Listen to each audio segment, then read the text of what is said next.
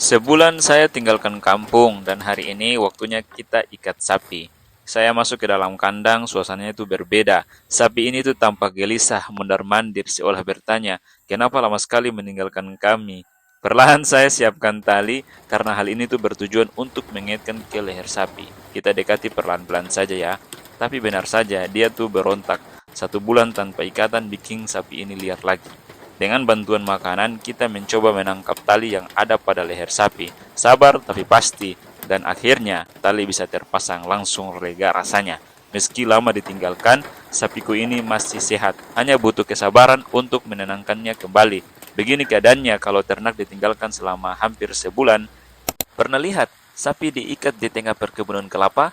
Begini cara sederhana saya menjaga sapi tetap aman, sekaligus memanfaatkan kebun kelapa sebagai padang pengembala. Tali diikat secukupnya supaya sapi masih bisa bergerak bebas. Rumput di bawah kelapa jadi pakan alami untuk mereka. Sederhana tapi bermanfaat. Sapi terjaga, kebun kelapa pun tetap aman.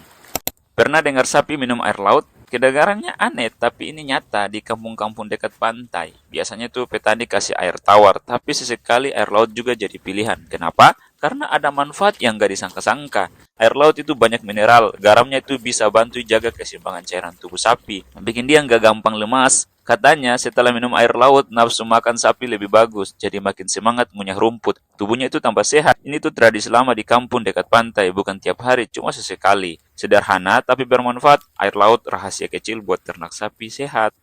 Siapa sebenarnya yang mengatur harga kopra di Indonesia? Banyak yang masih salah paham.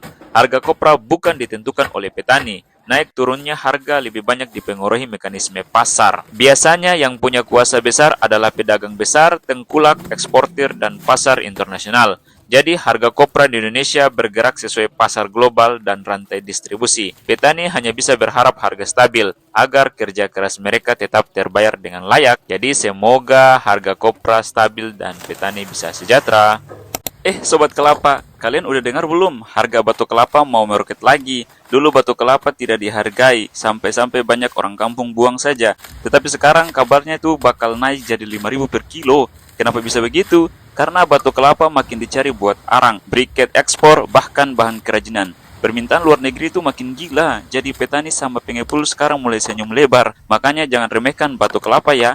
Barang yang dulu dianggap limbah, sekarang bisa jadi duit besar. Kalau harga beneran naik, kira-kira kalian mau simpan batok atau langsung jual nih? Jawab di komen ya. Tahukah, kopra itu bisa tahan lama asal cara simpannya betul. Jadi yang komen apakah kopra ada masa berlakunya? Ya, kalau kopra kering betul disimpan di tempat kering dan tidak lembab, itu bisa tahan sampai 3 bulan lebih. Malahan ada yang bisa tuh setengah tahun, asal jangan kena air. Tapi kalau simpannya itu asal-asalan ditaruh di tempat lembab, aduh, baru sebulan juga tuh sudah berjamur dan rusak harga. Jadi kuncinya cuma satu, keringkan baik-baik, simpan di tempat teduh, kopra pun bisa tahan lama, rezeki pun jadi aman.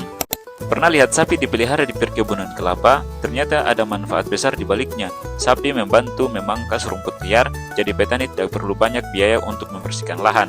Selain itu, kotoran sapi bisa jadi pupuk alami untuk pohon kelapa, lebih hemat, lebih ramah lingkungan.